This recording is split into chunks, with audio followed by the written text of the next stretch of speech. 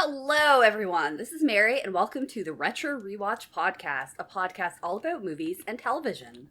Hey, everyone. It's Future Mary here, and when I was editing this episode and listening back to the audio, I kind of kept calling Amy Pam by mistake. So anytime I say Pam when it's supposed to be Amy, I apologize in advance. I don't know why I did that. I get confused sometimes. But yeah, hopefully you enjoy the episode. Hello, everyone. Welcome to this week's episode of the podcast. I'm going to be talking about The Tale of the Hungry Hounds. It's been rainy here all day. I love the rain, so I figured it'd be a perfect time to record an episode of the podcast. So hopefully you all have been doing well, and let's just get into it. So Betty Ann and Kiki, we see them. They're gathering wood for the group fire. Kiki hears a yelp, and she asks what it was. Betty Ann says she didn't hear anything. Kiki says it sounds like it was an animal or something. It's clearly a dog barking or yelping or something. The guys show up with more firewood, and Eric is balking like a chicken. I don't know. He's just like, oh, it's just us chickens or something. Nobody here but us chickens. Very funny. David asks where Kristen is, and Kiki comments how she wouldn't want to break a nail, and like they're doing all the work, and she'll show up after it's all done. And then she immediately burns herself with a match, lighting the fire. Kiki. Gary comments how they have to make a rule about latecomers. I mean, especially if it's the person telling the story, I guess it makes sense. Then there's howling in the background. Betty Ann asks what it was, and Frank says it was a hound dog, because I guess he's an expert. Eric jokes how it was Kristen, and Frank tells him that she's not a dog, like she's no dog. Maybe it was Kristen. She's no dog. But howling and barking intensify, and then Kristen shows up with Elvis, which is why she was late. He's a hound dog, and then she says, like, her story will have them shaking in their booties, and he's there for sound effects. Submitted for the approval of the Midnight Society. I call this story The Tale of the Hungry Hounds. We're inside an attic. It's a rainy day. It's filled with antiques and random things. It's cluttered, but it's huge. It looks really cool. It's the type of attic that I would want to have in my house. According to Kristen, Pam likes to rummage around in it during rainy days. Her mom doesn't really throw anything away, so it's filled with stuff from her grandparents and other relatives who have been dead for centuries. We learn Pam's cousin, Amy, she's visiting from the city for the summer, so you have like the country cousin and the city cousin going on. Pam is trying on some sort of like fancy dress coat or like a tuxedo jacket that her grandpa wore years ago. And then we learn that Pam's mom and Amy's dad are siblings. Pam is talking to Amy, but Amy isn't really saying anything, so Pam goes to look for her, and she sees a figure dressed in white, saying, "Hello, Charles. Guests are arriving, dear. It's nearly time for the wedding." Pam is like freaked out because she's like, what the hell's going on? The guests are arriving, dear. It's nearly time for the wedding. And then Amy pops out and she's like, oh, it's just me, haha. And then she asks if Pam really believes in ghosts and is kind of mocking her. Then Pam references Hamlet, saying how his father's ghost made him do things he didn't want to do, like kill his uncle for marrying his mom. Amy then comments how she's glad they aren't in that family and how she doesn't really believe in ghosts. Then some sort of box or something falls or is magically knocked over. It has like all these old family photos in it. There's a photo of what appears to be Pam on a horse, and Amy says she doesn't know Pam could ride, and Pam says like, no, I can't, that's not me, my mom won't let me ride. It's their Aunt Dora, who is a doppelgänger for Pam, with her horse Mirage. This is Aunt Dora, and that's her horse Mirage. She sure looked like you. Then they hear squeaking, and Pam freaks out. Amy goes to investigate, and she finds a huge trunk hidden behind some stuff. And on it, it says it would belong to Dora Pease, who's her aunt, and it's from 1963. So if the show is from this time, if they're in 1993 and it's 1963, it would have been 30 years ago. The squeaking happens again, and Pam wants to leave, but Amy figures it's a mouse. I mean, that's a logical assumption considering it's squeaking. They try to open the trunk. It's locked. Amy notices a huge house or mouse hole in it. She knocks on the trunk, and like jokingly asks the mouse for the combination, like, oh hey, if you give it to us, we'll let you out. Hey in there. Tell us the combination and we'll let you free. Amy, come on down now. It's time to feed the dog. Then Pam's mom calls them and tells them it's time to feed the dog. I'm not sure if it's later on that day or if it's like the next day, but Amy and Pam are walking down a dirt road. Amy's complaining about having to spend her entire summer there because she's probably a city chick. You know, she lives in the city. Not sure why Pam is wearing like this huge ass sweater in the summer. If I was wearing that, I would be boiling. I hate the heat. But yeah, it's the summertime and she's wearing this huge sweater. Amy asks Pam what she does for fun, and Pam's like, oh, you promised not to tell. Then we see this beautiful dark brown horse in a field. Pam says his owners live in the city and only come there during the weekend. So obviously they're rich if they have like this huge field with a horse in it and have like a vacation home. Amy's worried that he bites, and Pam's like, nah, he's a big baby. She pulls out a carrot. I guess she was planning on seeing the horse anyways, because why would she have this carrot all of a sudden with her? The horse comes over and munches on it, and Amy isn't really impressed. She's like, that's a big dog. Who cares? Then Pam's like, oh, hey, let me ride him. And then her mom pulls up in her car, honks the horn, and it freaks the horse out, and Pam falls to the ground. The mom is a huge dick in this situation. Like, I'm sorry, if you see your daughter going on a horse and then you decide, like, the best thing to do is just blast your horn, like, not for, like, a second, but she pushes on the horn. I'm sorry, but the horse is gonna freak out. And then, yeah, so the mom is responsible for this whole thing. She tells Pam that animals are dangerous and she doesn't want her to go near them. Pam tells her mom she wants riding lessons. This has obviously been brought up before, and Pam is like, nah, or Pam's mom is pissy about it. Nah, you're not doing that. Pam says it's safe if you're in a ring, and her mom tells her mom it happened, whatever it is. It happened 30 years ago. Her mom says it seems like yesterday. And then Amy tells Pam she needs to drop, like, talking about the riding lessons. I took horseback riding lessons when I was younger. I was probably I don't remember exactly how old I was. I was the oldest, at least 12.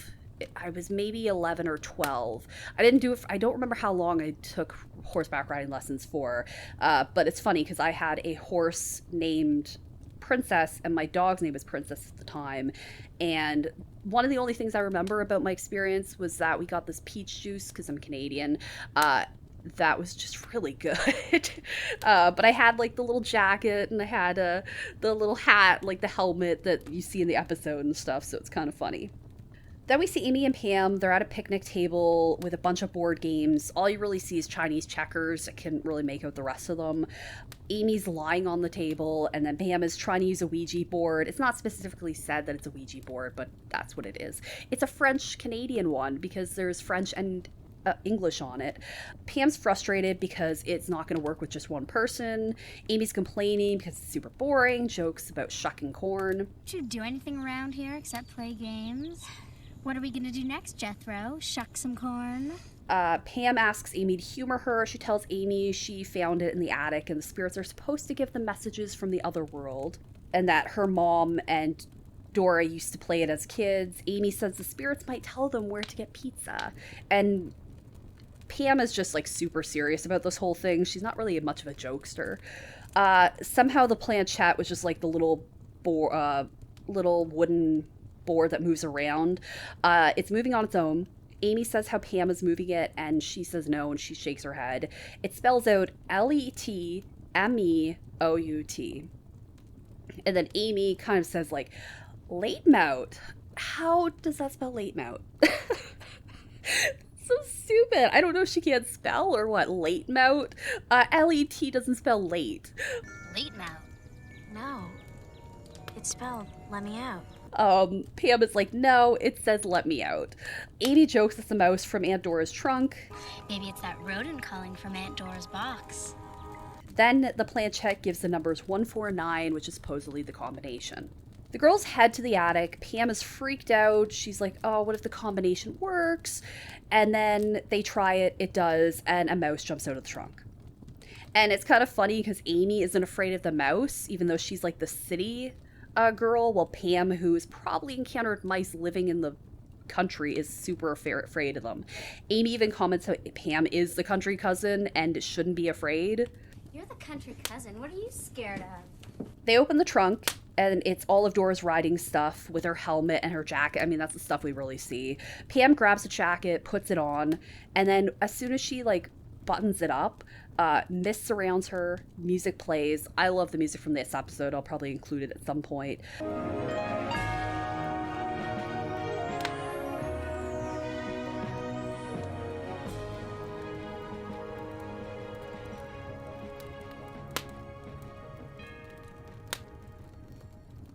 She looks in the mirror. Her hair is now down over her, like, shoulders, which she normally wears it tied up and, like, or braided or tied back, and, like, I think it's in a braid, symbolizing that Dora is now, like, controlling her. Amy asks Pam what she's doing.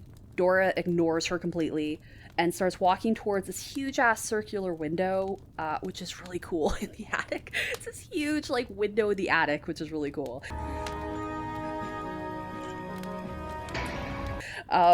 It opens up, and somehow there's, like, stairs descending from it outside, but it's, like, pitch black and it's nighttime, and Amy's confused because the other windows in the attic, it shows that it's daylight. Night? It's not night. Amy is super confused. She sticks her head out the window, and Dora turns around and, like, looks at her, signaling, like, she wants Amy to follow her.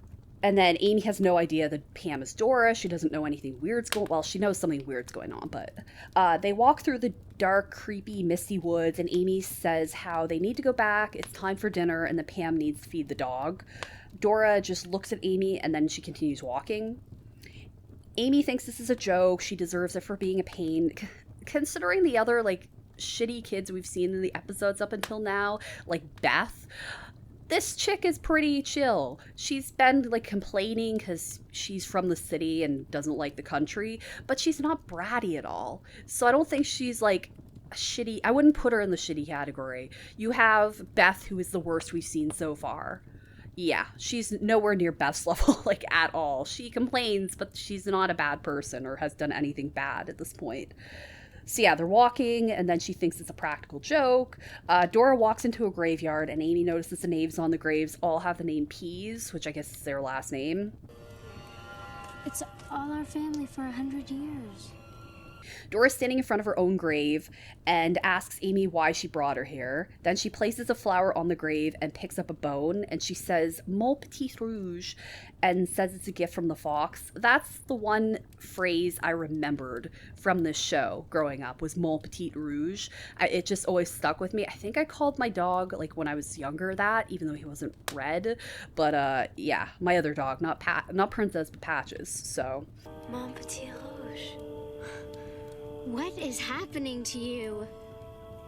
It's a gift from the fox. He leaves me presents. Yeah, she says, Mon petit rouge, it's a gift from the fox, and he was always leaving her presents. Amy grabs the bone, kind of chucks it on the ground, is like, oh, okay.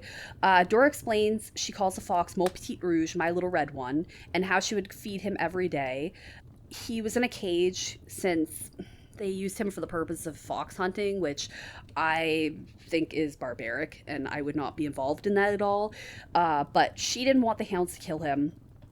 The hounds were ravenous, and then at this point, Amy is kind of entranced with what's going on. She's really into the story that Dora is telling her. And then the day of the hunt, Dora got up before dawn. She wanted to see the fox. He's shivering in his cage, so she opened it up, and she wanted to let him run around the barn and kind of be free. The hounds were getting really restless because they could hear him, so she opened the barn door, and the fox seemed to smile at her and then ran away. You know, good for Dora. Good, she let the fox get away. This cute, sweet little fox. Good, be free.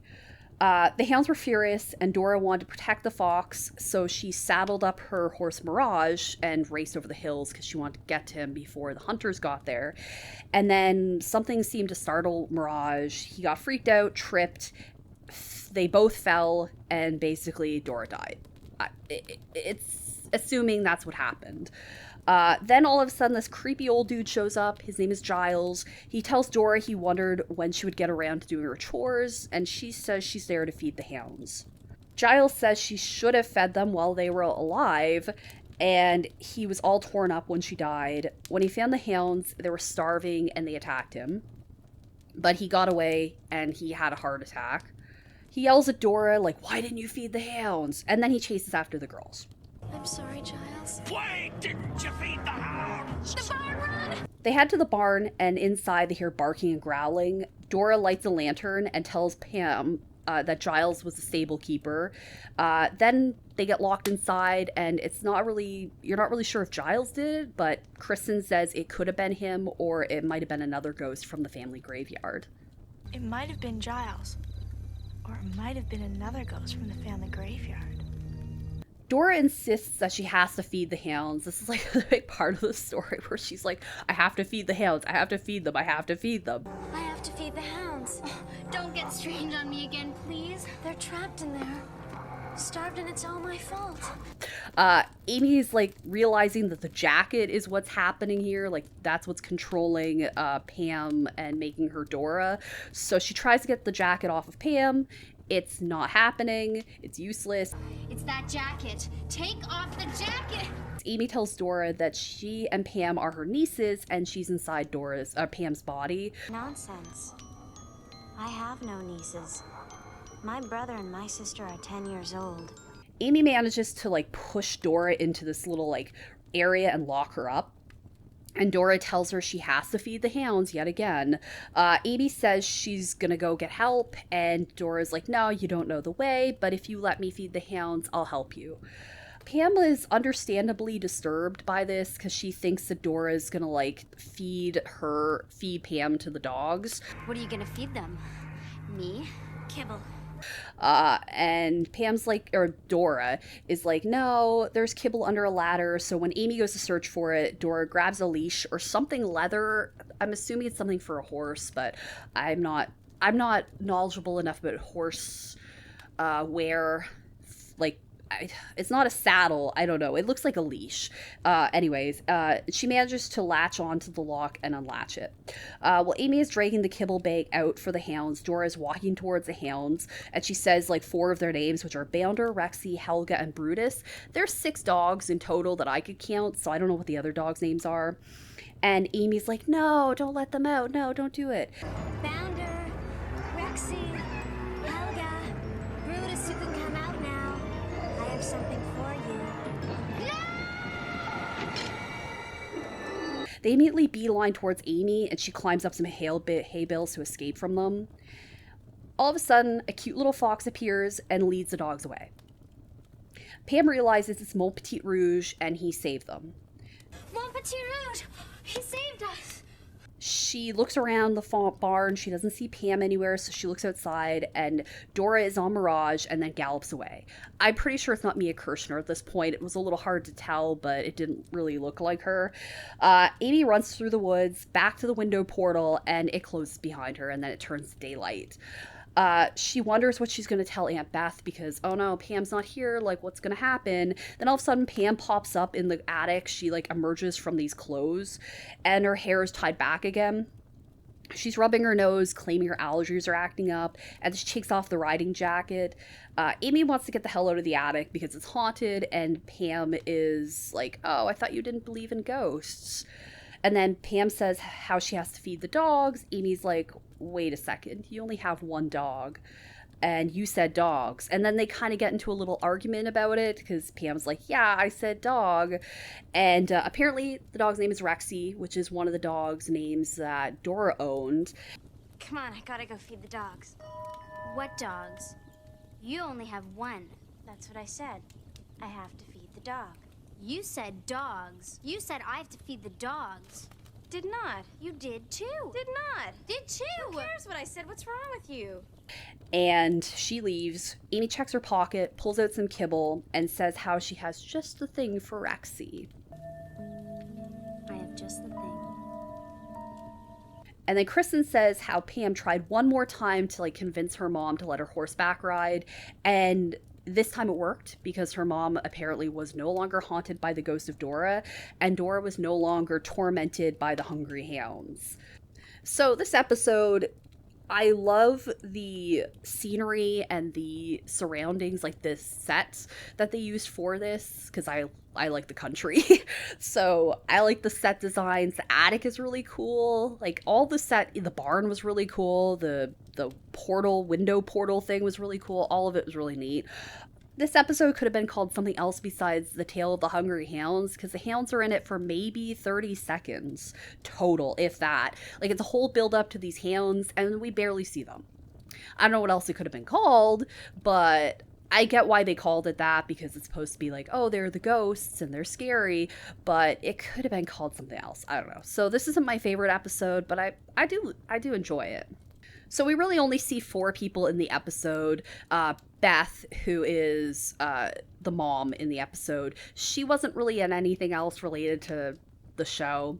But we have Mia Kirshner, who's like probably one of the bigger names on the show that we've seen up to this point, and even in the future. I mean, you see Ryan Gosling and stuff on the show, but Mia Kirshner is one of the bigger names, and Neve Campbell's on the show later on too.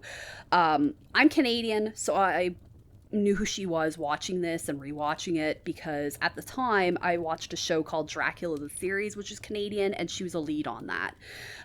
More notably though, she was in Not Another Teen Movie, the show 24 for some episodes, The Black Dahlia, the TV show The L Word, The Vampire Diaries, and Star Trek Discovery. So that's a few other stuff she was in.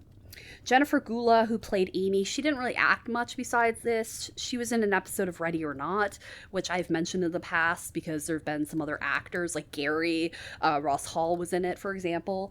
And then David Francis, who played Giles, I was going to say Giles, he was also in Old Man Corcoran and Station 109.1. I remember him in both those episodes.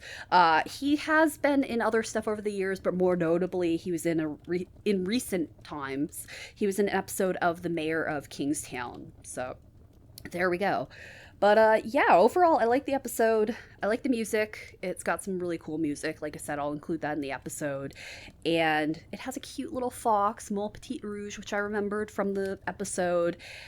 And yeah, overall I liked it. Just, it could have been named something else, you know. I did make a link tree which has all of the links for different things. I will link that in the description, whether you're watching on YouTube or listening on Google Podcasts, which I don't know if I got an email saying that Google Podcasts, my show was up there, but then it says it wasn't, so I don't know about that.